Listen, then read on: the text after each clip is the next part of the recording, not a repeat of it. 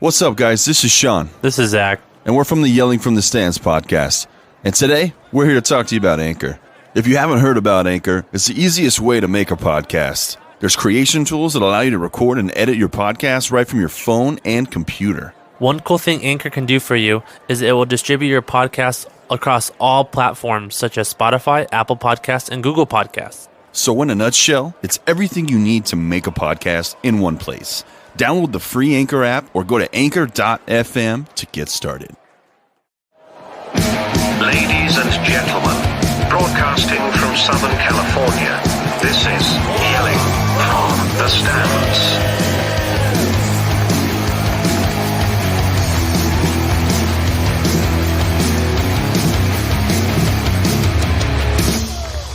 What's up, guys? Welcome to Yelling from the Stands.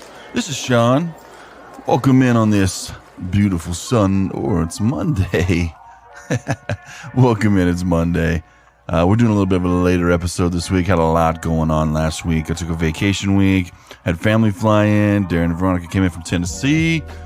And we took a trip to Vegas. Had some birthday parties we planned. A lot going on. Originally the plan was to get you guys an episode this weekend with Darren involved. We had talked about doing some spicy stuff with him, but we just didn't have the time, guys. So I apologize. So you're getting a recap episode Monday afternoon. And right off the bat, we got some breaking news that just hit my phone. So this just came out literally moments ago. Doc Rivers out as head coach after 7 seasons with the Clippers. A lot of people had speculated on Doc not getting the job done, especially with the talent he's got on hand, and seems like they have decided to part ways. So Clippers will be in the market for a new head coach immediately. Another little tidbit with some football. We got Paris Campbell will be having his surgery at his knee at some point, still not ruled out for the season. And then Earl Thomas is visiting the Texans. Houston's bringing in the veteran free agent safety for a workout. So a couple of things just popped up on my phone last minute. So, all right, guys, welcome to Yelling from the Stands. Got some stuff to go over today. Like I was saying, we had a vacation week last week. I'd like to say we just took it easy, but had some family fly in. Let them get in, drove immediately to Vegas, spent a few nights there at Aria up there and showed them around Las Vegas, had a good time. Actually went to Hell's Kitchen if you guys are Gordon Ramsay fans. Shit is amazing.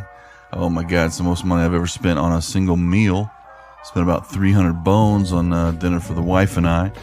But I will say, if you've ever watched Gordon Ramsay or like any of his dishes or his TV shows, it's pretty legit. They said he hadn't been there since like last November, I guess, since the COVID started. I guess he had planned on coming soon, but had pushed it back. They said he's a big fight fan, I guess, though. So I guess when the fights kick back up in Vegas, he'll be making his way back. But no, if you guys are in Vegas, if you're a fan of Gordon Ramsay at all, it's worth a shot, man. Check it out. It's expensive, but damn, beef Wellington, bro.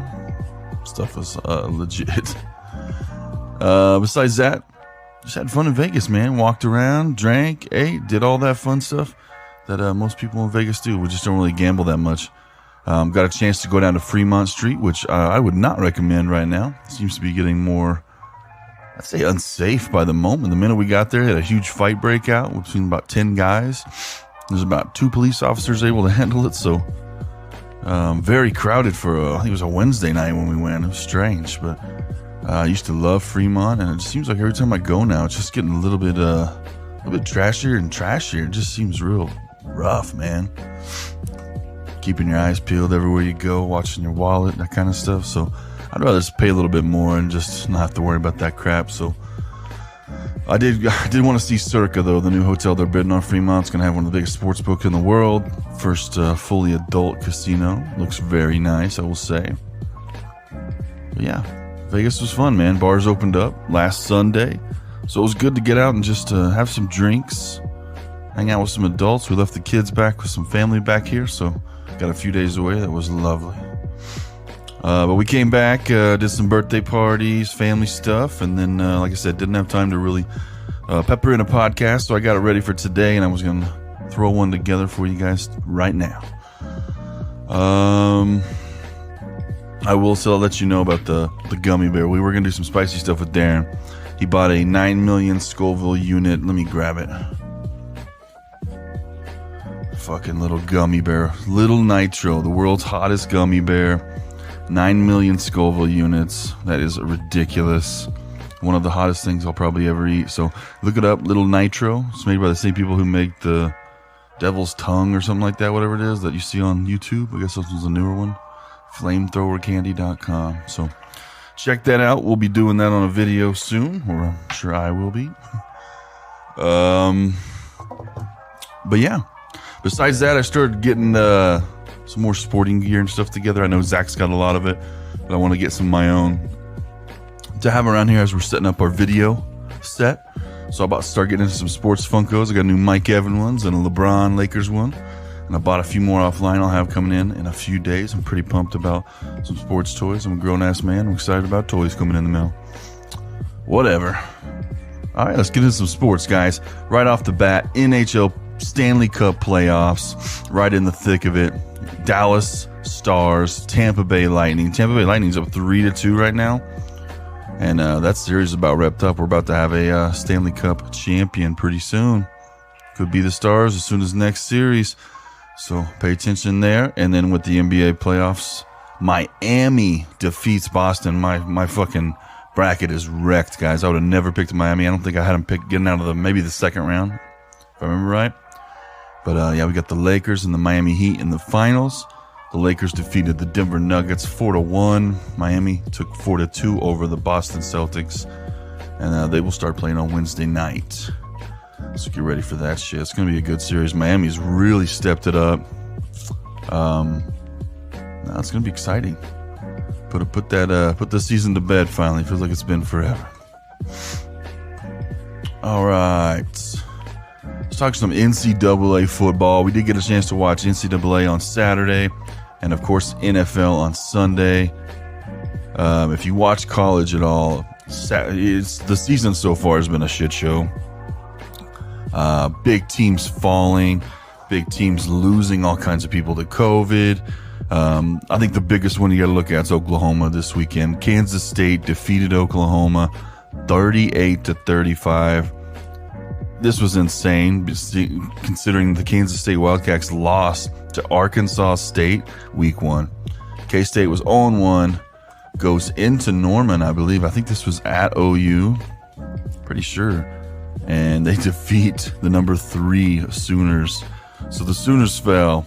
Alabama won 38-19 over Missouri. My Oklahoma State Cowboys didn't look sexy playing with our third-string quarterback. Still was able to get the job done. 27-13 over West Virginia. Georgia handled Arkansas 37-10.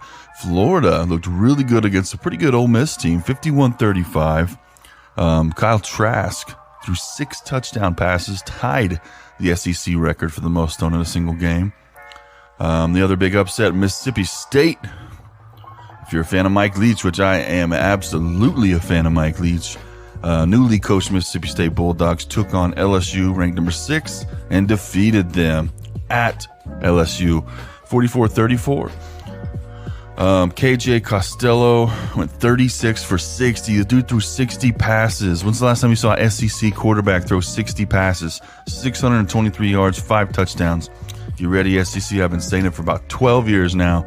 Wait till Mike Leach gets a job over there. He's going to shut y'all up. And it's starting. I love it. Bringing that air raid offense to the SEC.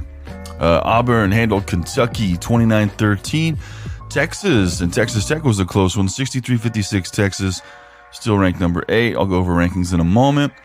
Texas A&M took on Vanderbilt 17-12. Miami defeated Florida State 52-10. Florida State's now 0-2. You had UCF East Carolina, UCF 51-28. Army lost to Cincinnati 24-10. Tennessee defeats South Carolina 31-27. BYU defeats Troy 48-7. Number 19, the Louisiana Ragin' Cajuns beat the Georgia Southern 20-18. Virginia Tech 45-24 over North Carolina State. Pittsburgh 23-20 over Louisville. So we had some good games, but And you got the Pac-12 and the Big Ten getting into it pretty soon. It's going to change the landscape. But what really threw it off is that as those schools kind of announced their re-emergence into the football scene, the AP poll decided to put them back in. So we're going to go over this poll real quick, which is a cluster of a fuck. So you heard the upsets. There were some upsets week 1 as well. Newly dropped AP poll for the top 25 for week 5. Clemson, number 1 overall. Alabama, 2. Florida, 3. Georgia, 4. Notre Dame, 5. Ohio State is at 6. 7 is Auburn. 8 is Miami. 9 is Texas. Penn State at 10. UCF at 11. North Carolina at 12. Texas A&M 13. Oregon 14. Cincinnati 15. Mississippi State jumps up to 16 from not being ranked. Oklahoma State drops 2 spots after a win to 17. OU drops 15 spots after losing to Kansas State. They are now number 18. 19's Wisconsin, who was unrated. Haven't played a game, obviously. LSU dropped down from 6 all the way to 20 after their loss to Mississippi State. Tennessee moves down 16. Now they're 21. BYU's 22. Michigan's 23. Pittsburgh 24. Rounding out the top 25, you got Memphis, who's 1-0. It just doesn't seem like real college football. Something's weird. The players are playing different. You can definitely feel it. Even watching it, it's strange. Like, if this season really does finish up and finish strong, there's going to be such a big asterisk beside it that people aren't even going to really mention this. It's just a strange season. We're getting some good football out of it. But take it for what you take it for. All right, let's see what we got up next. NCAA football. That pretty much wraps it up. Like I said, it's just a strange feeling watching all these games and players not playing and the upsets we're seeing. It's just it's a weird feeling. But let's get into some fantasy football. Right off the bat, we got to talk some injuries. This week wasn't actually as horrible as we expected it because last week really fucked us. So let me pull up these injuries real quick.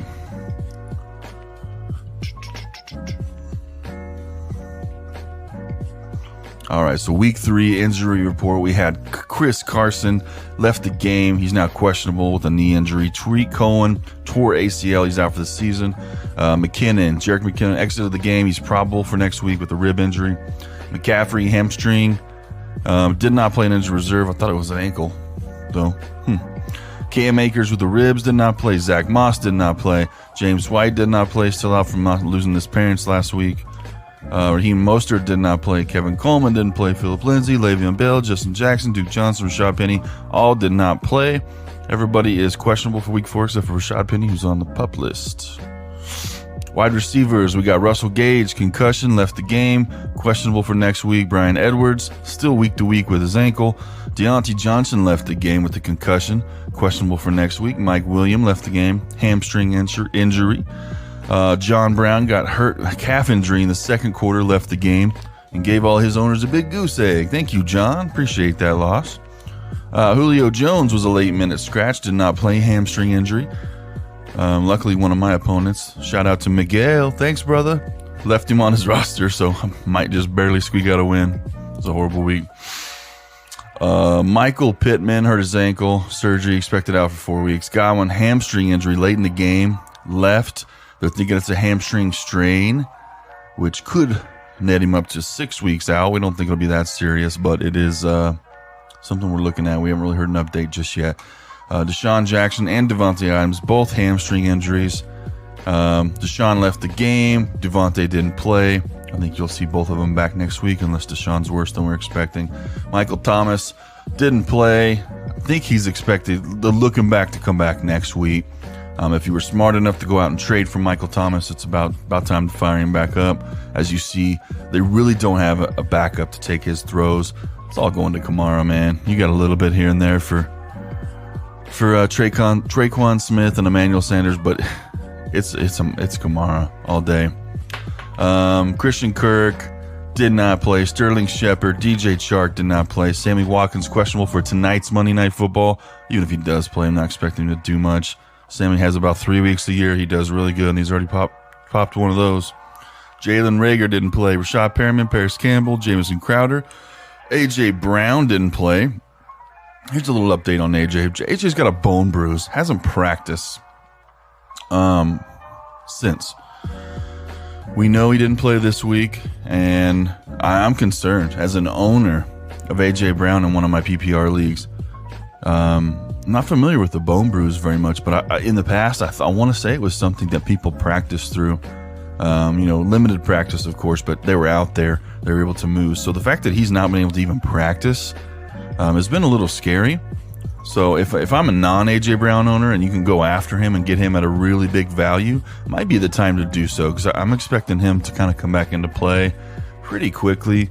If you're an owner, just hang on. You'll be good. There's some good stuff on the waiver wire to fill him in. We'll go over that shortly. Denzel Mims, Deebo Samuel both did not play.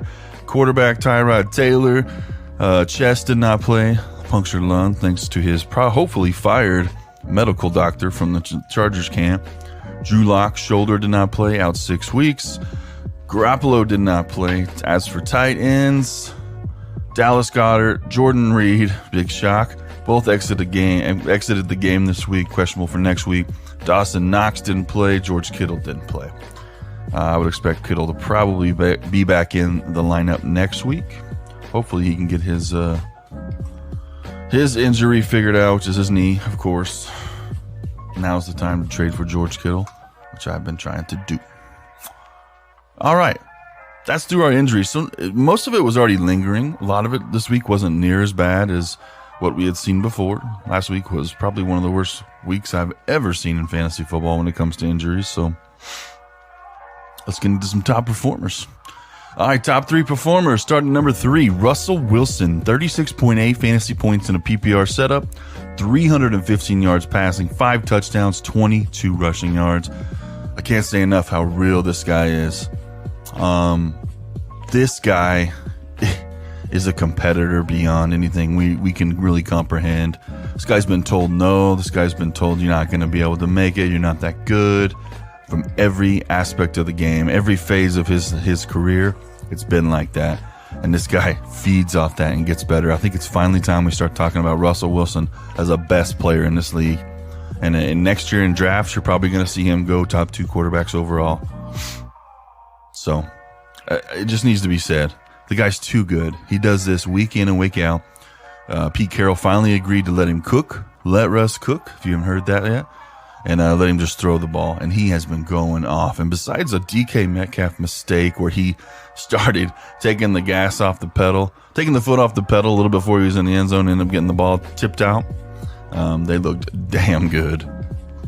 And beat a tough Dallas team. So, like I said, Russell Wilson up there. One of the best, man. Had a huge week again. Which leads me right to his number 2, which is his number 1, is Tyler Lockett. 37 fantasy points, 9 receptions for 100 yards, 3 touchdowns for Tyler Lockett. This dude is unreal for his size. I never thought you'd see a guy in production with this kind of production from a guy his size. But leave it to Russell Wilson to help prove me wrong. Lockett has become an elite receiver. If you guys remember years back, just a handful of years ago, Doug Baldwin, when he really kicked it up, Tyler Lockett's there, but plus some. I think he's a little bit more consistent. He's a little bit more trustworthy, and obviously he's been a little bit more healthy than Baldwin has. So if you got either one of those gentlemen, you're in good shape. But neither one of them did as well as this gentleman did this week. And it was last night's game. Alvin Kamara, 44.7 fantasy points, 58 rushing yards, and hear this, 139 receiving yards, 2 touchdowns. Like I was saying a minute ago, the Saints don't really have somebody to really step in and do that Michael Thomas role, which he's almost automatic when you throw those little slants and screens to him, which I know they get a lot of shit for, but it's production. So Traycon tried to step in. Emmanuel Sanders tried to step in. I thought Jared Cook would get a little bit more goal line work and a little bit more possession type receiving receptions down the field, and it has a little bit. It's increased, but it's Kamara all the way. The guy went off yesterday. I know a guy in my league that was going to lose, but because he put up 44 points, he single-handedly won him the game again. Just insane. His production's going to fall off when Michael Thomas does come back. It's not going to go down. He's still a top 5 running back. But this is as good as it's going to get, Kamara owners. Just remember that. You ain't going to get 44-point weeks every week, but it will be good. So there's your top performers. We're going to get into some waiver wire targets this week. So hopefully, and like I tell you every week, if you're waiting for me to tell you about waiver wire, who to pick up, you've probably already lost. You probably already lost them, unless you're in a week that, the waivers kick through on Tuesday or Wednesday. So if that's the case, that's what this is for. Because you got to get on these early, guys. You got to know the best way to have your waiver self ready for the weekend. If you're in a league like mine where you can pick up and let go daily until they've already played their game that day, is know who backups are. Is constantly know your slates. Like what I do is I post up 10 a.m. I get ready, watch my stars play for about 10 minutes on Red Zone. And then once we're almost through the first quarter, I start pulling up stats. All right, where's everybody standing for the week? Who's my point leaders so far? And I start looking at trends like, hey, I noticed Justin Jefferson really early yesterday had about 5 or 6 targets in the first quarter. And I was like, whoa. It's like, this is unreal. He's only been getting 3 to 4 a game. So he went on top of my list. I know later in the day, Brandon Ayuk started to shine. And we kind of knew that because Debo's out, backup quarterback's in, not Travis Kelce, but George Kittle wasn't playing. I didn't think they'd go after a rookie and use him like they did, but they did. Very impressive. I actually drafted Jefferson and Ayuk both in my FFL league. Had to cut them both, though. Had the bigger waiver wire pickups to go, and they weren't producing right away, so I was able to get Jefferson back, not Ayuk. But that would be my preference of the two because the dude ended up, let's see what he ended up with. It was impressive, man. To go from... Like in my league with the bonuses, he put up 42 points. He had 9 targets, 7 receptions, 175 receiving yards, and a touchdown. Fucking ridiculous. Absolutely ridiculous. All right. Right off the bat, Justin Jefferson is your top white waiver priority this week. Kirk Cousins and them have always been a passing team. They went back and forth between running the ball. They'll get into slumps where they... don't pass as much and they kind of focus on the running game, which I think they learned last year is how they're going to get Dalvin Cook hurt, which Madison behind him is looking so good too. But I think they've learned if they want to stay competitive, they're going to have to make up for the defense's shortcomings and they're going to have to throw the ball, get aggressive on offense. And I think that's what they started this week. As of right now, Justin Jefferson is 39% rostered after his 30 fantasy points in a normal PPR league last week. You need to get him. I mean, even if the guy ends up just averaging out 5-6 targets a game, it's a decent wide receiver 3. We all know Kirk Cousins can throw the ball, so don't put it past him, man. We all remember when Thielen broke out. I thought that was a joke. I was like, this guy had one good week. Nah, I've never heard of him, some white guy. And then sure as shit, boom, top prospect. So Justin Jefferson, guys, I don't think he's going to be a 9-target, 100 receiver every week. He's not going to turn into that. But if you're looking for a solid dude to come out of this, guy catches what went his way. He didn't miss a pass until I think it was 6th or 7th pass, and that's what Kirk needs is some consistency. So if you're looking for a guy along the lines of like a Jarvis Landry last year who wasn't as sexy but really produced, Justin Jefferson's going to be your dude. If you're looking to put some fab money down, if that's the kind of league you're in, maybe 20%. I wouldn't go too crazy unless you were just decimated at the wide receiver position. But something along those lines. Right after him, we got Brandon Ayuk. He went 5 for 8, 8 targets, 70 receiving yards, 1 touchdown, 21 fantasy points. He's 30% rostered. Now with Brandon Ayuk, a lot of his is just opportunity. George Kittle set out. Debo Samuel's out. Jimmy Garoppolo didn't play, so we had a whole new quarterback in there.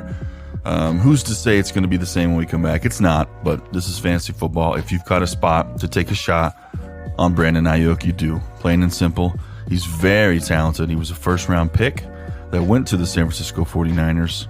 I think he was out of Arizona State, if I remember correctly. And the dude is good. So we just need to know what his role is going to look like when the starters do come back into play. But why not be the guy that's got him on your bench? Don't have to worry about getting him. Grab him now if he's available. T. Higgins was a name that was thrown out there. I'm not crazy about T. Higgins. He went 5 for 9, 40 receiving yards, 2 touchdowns is what he did yesterday with Joe Burrow and the Cincinnati Bengals, and they're tied to the the Eagles, sorry.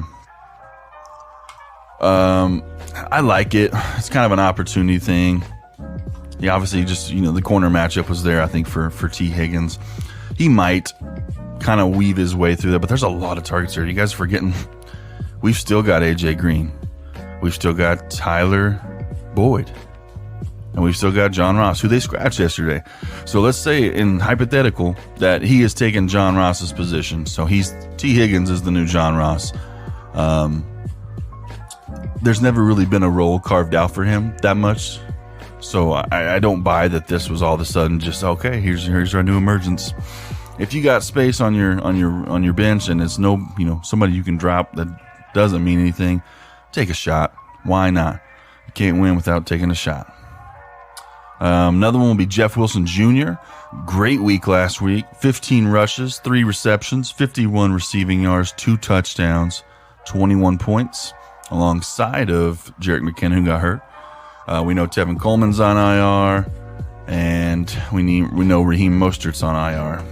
So, it's a Jeff Wilson show right now. He looked really good. He didn't get as many snaps as the other guy, McKinnon, but McKinnon didn't end up getting hurt. So if he's on there, swoop him up. Same with Carlos Hyde. We know Chris Carson's injury isn't quite as serious as we thought it was yesterday, as it looked. But he should be owned in your league. If you've watched Chris Carson play any season, you know that he's an injury waiting to happen. Pick up Carlos Hyde and hold him. He's 25% rostered. He's a good running back. I remember him on Kansas City. Was it Kansas City or Houston last year? Fuck, wherever he's at, he's always putting up points, man. So pick him up. If you're in need of a running back, Rex Burkhead would be a good addition. Strictly through passing game. Dude had 49 rush yards, 7 receptions for 49 receiving yards, and 3 touchdowns.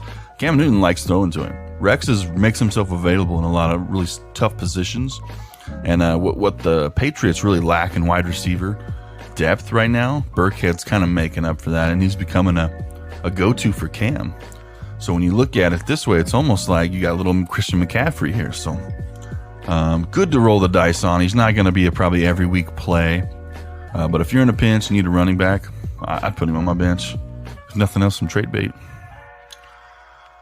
A few other names you'll hear: Hunter Renfrow, Eric Ebron, Andy Isabella from the Cardinals. These are guys to look into. If you're really thin, if you're in a deep league, absolutely go after these people.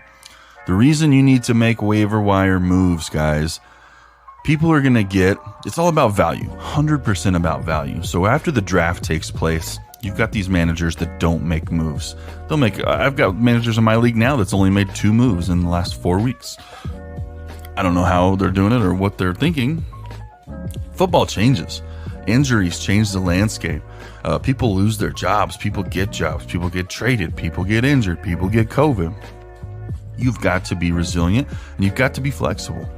If you're not out there taking shots at these next guys that might blow up. I remember a day, this is probably the best example. This was 2 seasons ago. I had a brand new rookie guy that I kept my eyes on and I was watching, but he was behind a veteran on a team. And I'd heard he was really good, but he probably going to take a couple seasons for him to get his name in there and really get his foot in the door and take over the job. I picked him up just because after the first game, he had a few passing catch, receptions, and a PPR, he could be worth something. So we watched him play for about the first 7 to 8 games, getting a little bit of work here and there and make some flashes. And then finally, the guy in front of him had a rough game. His name is Mark Ingram. And this guy got a shot. So Alvin Kamara was able to go in and play for like 2 quarters and was able to show he was a starter. From that point on, they split carries, and they both ate. Crazy. I was dumb enough, and I finally dropped him because he wasn't doing anything, and a couple games later, he blew up. And that kind of value, we're talking like 6th, 7th running back overall, maybe even higher at that point, that you just picked up off the waiver wire. That's how you win leagues. Straight up. It's how you win leagues. 3 seasons ago, if I remember right, or 2 seasons ago, I ended up winning my fantasy league, and it was all because of Michael Thomas, the rookie.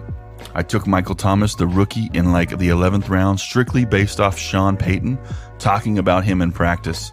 He said if I played fantasy football, I would grab Michael Thomas. It was a rookie. Nobody really knew anything about him. Picked him up. By the end of that season, he was my wide receiver too. He was the most consistent player I had. And the next season, he was the top 5 wide receiver. That's value. That's how you win leagues. Straight up. There's no other way.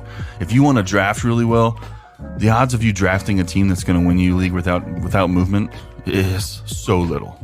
Shit changes. The landscape is long. It's 16 weeks. Especially with COVID going on. If you expect to win your league without making moves, without taking risks, you're going to have a bad time. All right, so those are our waiver wire targets. Now for the unfun part, the drop candidates. So we're going to go to most drop players. I'm going to look on ESPN. So off the bat, you got the IR crowd. You know, Saquon Barkley, Courtland Sutton, Paris Campbell. But there's a few guys that stand out to me that aren't on there. And if you haven't dropped this guy already, it's safe. You're good to go. He is a handcuff strictly at this point. That's Benny Snell. Benny Snell looked great a couple weeks ago when he stepped in for James Conner. And I'll tell you, if I'm a James Conner owner and I've got room on my bench, keep him. But if you're the guy that was just hoping to swoop him up and take some work from James, now James is playing at a very high level right now. He's had 2 weeks in a row over 20 fantasy points. So barring injury, which is always a possibility with Mr. James Conner, we know he's the man. So Benny Snell, if you've got him on your bench hoping for a takeover, let him go if you got someone else better. My number 2 drop candidate, I never drafted this guy. I didn't want any part of him. But there's people right now that's got him stashed. Mr. Gronkowski. It's time to let him go. Yeah, he put up a little bit of points last week. He finally put up, I think he put 10 fantasy points yesterday. Look, he's been a blocking tight end the whole time. First game, he had two receptions on 3 targets. Game 2, no receptions on 1 target. He finally had 7 targets yesterday and caught 6 of them. Still only put you up 10 fantasy points, 48 receiving yards. He's not what he used to be, guys. He's almost like a Cameron Bray, probably with less goal line work. So if you're betting on Gronk, I mean, if you got the bench space and you're in for the long haul, just hold on to him. But don't be shopping him around. He's nothing right now. He is a maybe a top 20 tight end right now. Maybe. Probably not. Number 3, if you haven't dropped him yet, God bless you. Put Jordan Howard. He lost the job, guys, in case you didn't know. He's done. Jordan Howard rushed 3 times for 1 yard this week and a touchdown.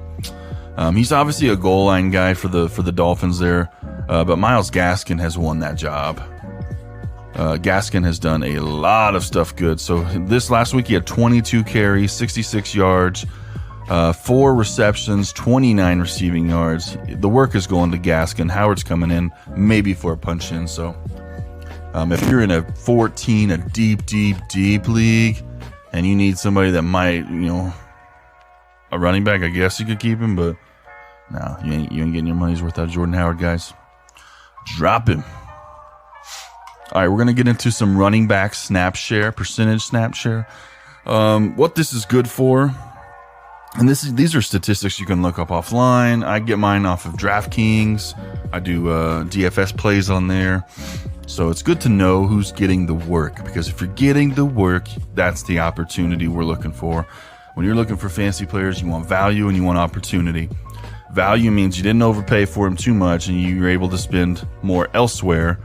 And opportunity means he's going to get the work.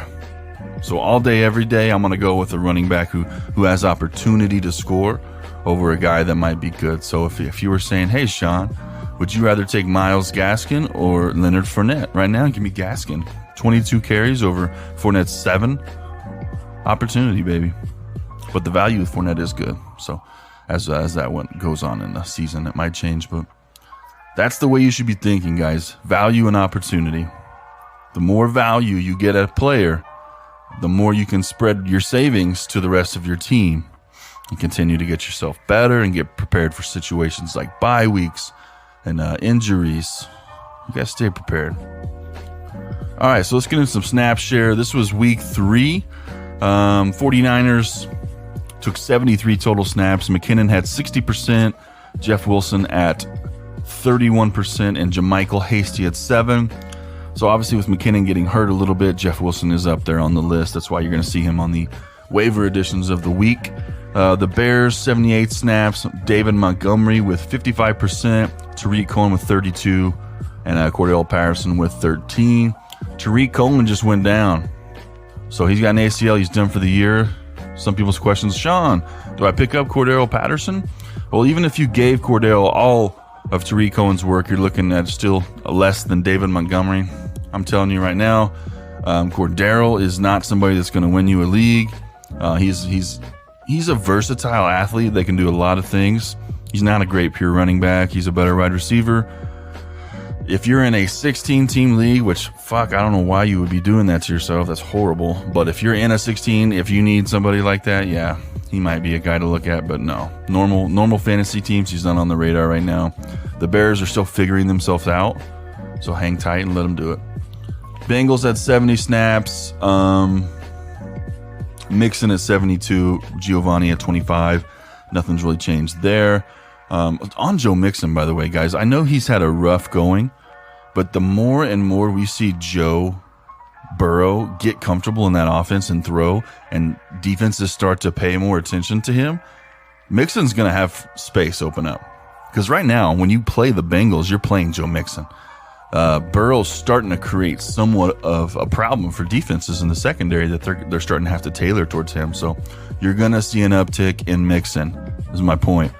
So if you need a running back and you got an owner that's really bummed out about having spent such a high pick on Mixon and not getting the money back, go after him right now. Now is the time.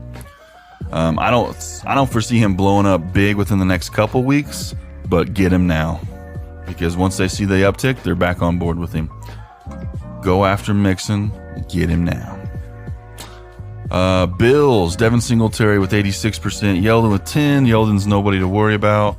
Broncos, Melvin Gordon 62%, Royce with 37%. Browns, Chubb and Kareem, basically a 50-50 split with a hair going to Chubb. Buccaneers still gave Ronald Jones 52% of the snaps. Fournette had 35%, with LaShawn getting 16%. Cardinals, Kenyon Drake, same with this guy. Hang on, he'll come around. He's getting the work. He's just not putting up the sexy points that we expected from Kenyon Drake this early. But I don't think they're going to change anytime soon. They just got to start throwing him the ball more. They're not getting him any kind of reception points, which is what's hurting us. Edmonds at 30% of the snaps, still a good handcuff or a guy to stash in a deep league. Chargers, Austin Eckler 73%, Kelly 27%. It's fun to see the Chargers offense really come around under Herbert. So if you're an owner of Eckler or Keenan Allen, you got a hard on right now when Herbert's in. And we're hoping that stays that way. I would assume it does, unless he really makes some big mistakes down the road. The next few games are his to kind of show us what he can do. And he's not been doing bad at all. I like what I see. As of right now, I'm about to come out and say I've been proven wrong, because I was not happy when they drafted Herbert. If you guys listen to our draft special, I wasn't happy at all. I wanted Tua. But I was hoping they proved me wrong. And as of now, Herbert, you're doing good, man. You're shutting me up. That's for sure. Colts, Taylor at 41%, Hines at 33%, Wilkins 26%.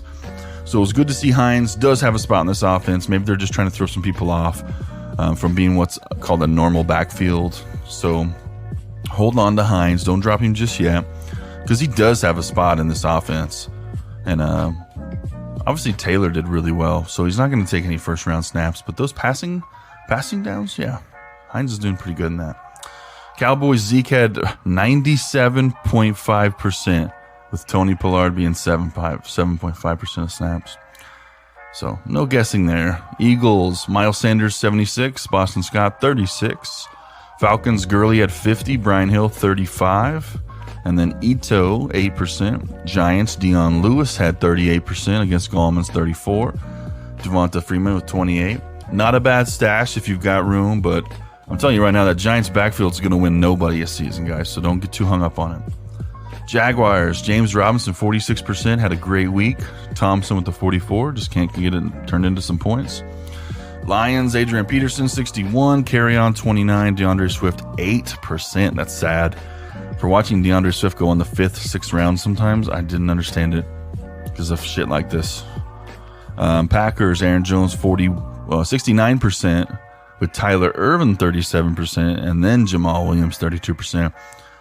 Aaron Jones is just a fucking stud. Needs more credit. Needs to get paid. Jamal actually has done really well himself as well. If he can't really solidify kind of a two-man punch with him and Aaron Jones, he's eventually going to find a team where he can. Jamal Williams is good, guys. And he's not a bad stash. Panthers' Mike Davis showed he was the stud. Filled in for Christian McCaffrey really well. He had 76% with Reggie Bonifant with 3. Patriots, Burkhead 47%, Sony Michel 36%. Like I was saying, Burkhead's a pickup, guys. Michel, I wouldn't drop him unless you just have to go get somebody to replace him immediately. He's still a stash for me. Raiders, Jacobs had 60, Richard 32, Booker was 7. Booker's name been thrown around for maybe a possible pickup in the past, but I'm staying away from it for now. The Raiders still got some figuring out to do on offense, and Jalen Richard still has that second spot locked up. Rams, big one here, guys. Darrell Henderson, 50% of snaps. Malcolm Brown, 48.5%. But then look at the stats. Excuse me. Look at the stats. Darrell Henderson ran all over him. Darrell Henderson's put up almost 20 points 2 weeks in a row. He is your starting running back for the Rams right now. Even when Cam Akers comes back, I think you're going to see Malcolm Brown shift to the third part of that. And then you're going to have Darrell starting it off with Cam Akers being your change of pace. Malcolm Brown will be your third string. The good thing for the Rams is all three of them are decent backs. Darrell has really looked good since coming back from injury, though. I drafted Darrell Henderson with this hopes. If I'm an owner of him, play him the next few weeks, but I'm ultimately trying to trade him. I don't think his workload is going to be enough to keep him relevant to me. So what I'm doing is I'm looking to get a couple good games, which he's got 2 of them already. Find somebody that needs a running back and make a move. Saints, Alvin Kamara, 68%. Latavius, 33%. Doesn't care. Kamara fucking killed it this week. If you got him, you play him. End of story. That's another thing I want to talk about, guys, is matchup proof. If you drafted a guy in the first round, I'd say the first 15 to 16 picks, you play him every week. End of story. Stop doing this bullshit where I'm watching guys set Allen Robinson and set these guys on the bench. Like Todd Gurley. I watched Todd Gurley sit on someone's bench this weekend. Yeah, he didn't do fantastic. I watched Allen Robinson almost sit on someone's bench last weekend, and he went off this week. If he's your stud, you give him the shot every week. They're matchup proof. Julio, fucking Michael Thomas. These guys the matchups don't really apply to them, guys, unless it is just you watched Stephon Gilmore go up against DK Metcalf, who's basically still a rookie, and Metcalf made him look stupid. You're going to start seeing who's matchup proof and who's not. If you can't, get out of your own head. Start your studs. Start your studs. Start your studs. End of story. Seahawks, Chris Carson, 60%. Travis Homer, 21%. Carlos Hyde, 20%. I think if Carson were to miss time, you're not going to see Homer in there. Carlos is going to immediately step in as the veteran and get those 60% of snaps, so he's the guy to own. Steelers, James Conner, 65%. Snell with 19%. And McFarland with 11%. Washington, McKissick is still getting the majority of the work, 50%. Gibson looks the most upside, though, with 40% of shares. And Peyton Barber, if you have Peyton Barber on your roster, drop him. Be a fucking stupid man. Such a dumb pickup. Texans, David Johnson, 95%. That's all needs to be said. There's nobody else there. Titans, Derrick Henry, 74%. Jeremy Nichols, 12%. But doesn't matter after that either. Titans, Derrick Henry, 74%. It's nuts to think he only plays 74% and gets like 35 carries a game. Wow. All right, and last but not least, Vikings, Dalvin Cook, 72%, Madison, 25%. If I'm going like handcuff, like if I'm an asshole and I'm like, I got room on my bench, I want to pick somebody else's handcuff just in case they get hurt, I'm going after Alexander Madison. I watched Dalvin Cook get up a few times yesterday's game, a little slow, a little sluggish. Every time I watch him play, he's fantastic, but he is built like a brittle old man. Grab Alexander Madison and set on him if you're in a rough spot or you just got some room to hold. I'm going after him. And then my other one would probably be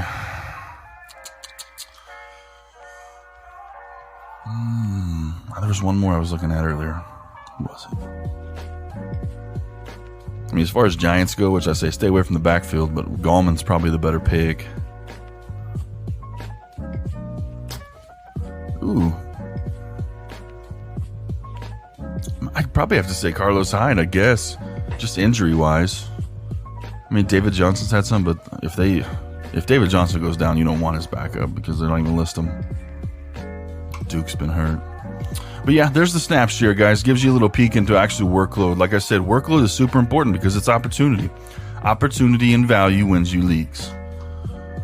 So we went through the waiver wire pickups for the week.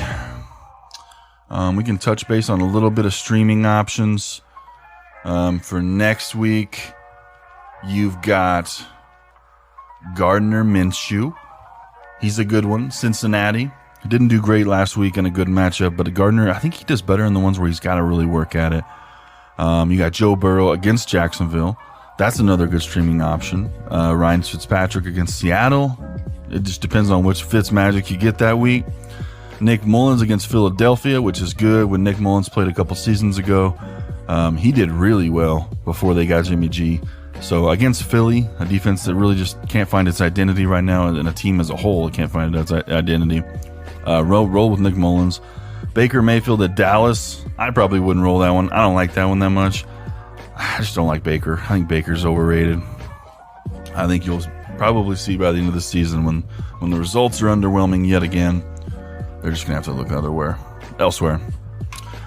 Defensive streamings for the week. Rams at the Giants, killer matchup. Broncos at the Jets, even more killer matchup. Jets against Denver, which Jets' defense has actually looked good, so that game in itself might be pretty low scoring. Cowboys against Cleveland, that would be a good one I'd roll with. And then Cardinals at Carolina. I wouldn't like that one as much as the top two, but they're definitely good options. So another thing with defenses I like to talk about is some people really go after those high-end defenses. I tried it last year for the first time and went after the Bears after they had gotten Khalil Mack, and it was just, it was apparent that they were going to be really good defensively, and I wanted to get those locked up positions so I didn't have to worry about them and just know I had the best. It still backfired. I was able to pick up the 49ers off waiver wire week 3, and they turned out to be the best defense. So don't sink too much time into these specialty positions like kicker, defense, even defensive player. You're going to find guys like all across the board that can contribute, and you'll find out that the matchups and the strategy behind it really haven't been figured out quite that well. So just go with your gut. I think you're better off just picking a solid defense. I went with the Saints. I got them really late. Got a good value on them. They did really horrible this week because I streamed the Washington football team ahead of them, and I guess it helped me. I mean, it got me 5 more points, but either way, you don't need to spend that much time going crazy and trying to get these big ones. Just stream what you can. You'll get a good matchup. Same with kicker. And yeah, just little things like that, guys. Don't put too much effort into what's not getting you points. Put your effort into the stuff that's going to get you the meat and potatoes of your points every week. And a lot of the times, guys, it comes down to matchups, which is luck, which has nothing to do with you. It's just a game. Do your best. Try to have fun with it, and it's even funner when you win, but shit, not everybody wins all the time. All right, is that all I've got for today? That's it. We made it. All right, I'm going to go get ready for week 1's Monday, or not week 1, we're talking about Monday. It's so weird. I'm totally off today. Like, I mean, my wife's been sick the last few days, and I think I got some of it coming too, just these allergies and stuff, and I feel all slow and sluggish. Man, crazy shit, guys. All right, if you guys have any Funko Pops that I need to get, let me know. I just went and bought Patrick Mahomes. I bought a Russell Wilson, and then I got a Khalil Mack coming in too. I'm definitely gonna load up on these guys and get my little video area set up. We'll do the little Nitro hottest gummy bear in the world soon. God damn, this thing looks fucking hot. Not excited about that, but it is what it is. But yeah, if you guys got any fantasy questions, trade questions, waiver wire, whatever, even if it's the detailed shit that you got to pay for in other sites, I'll do it for free. Hit us up on our Instagram. Just get on there, find a comment, find a post, and just comment on it. I don't care what the post is. You comment on it and give me an hour and I'll get back with you, okay? Give me as much context as you can. Tell me what the scoring is, all that good stuff, and we'll get back with you with a very detailed answer with many options. Okay, this is the kind of stuff you have to pay people for. We do it for free. I need the practice. I like doing it. I enjoy helping out. And when I'm helping people on Instagram, guess what I'm not doing? Is helping people in my own fucking league. Because that's what I'm going to be doing if not. I'll get on there and be like, hey, did you know this person? You need to do this and do this and do this. And all I'm doing is helping them beat me. So give me some shit to help you with and keep me from helping my competitors. But hit us up on Instagram, guys. Podcast still available on all major platforms, Spotify, Apple Podcasts. Please subscribe and like. And if you got time, throw a review on there. Let us know what you think. Let us know what you want us to improve on, do more of, do less of. Like I said, we're still working on the video. It's not quite perfect. I don't want to put it up until our video sessions are going to be nice and smooth and clean. We've still got some bugs to work out and get up a nice little setup for you guys. And then we'll go from there as we get out of football season and into more of like the yelling from the kitchen stuff. So this podcast just evolves whatever we want it to be. That's pretty much it, guys. Thanks again for hanging out with us. If you do get the time, check out Las Vegas. It is pretty cool. It pretty much is back open except for the shows. Everything else seemed pretty legit. Had a good time. All right, guys. Like I said, check us out online. Any help, hit us up on Instagram. I'm going to go get ready for Monday Night Football. We got the Baltimore Ravens and the Kansas City Chiefs tonight. Let me know who you think you're going to win in the comments. Take care, guys. Let me know about those Funkos. All right, guys. Take care.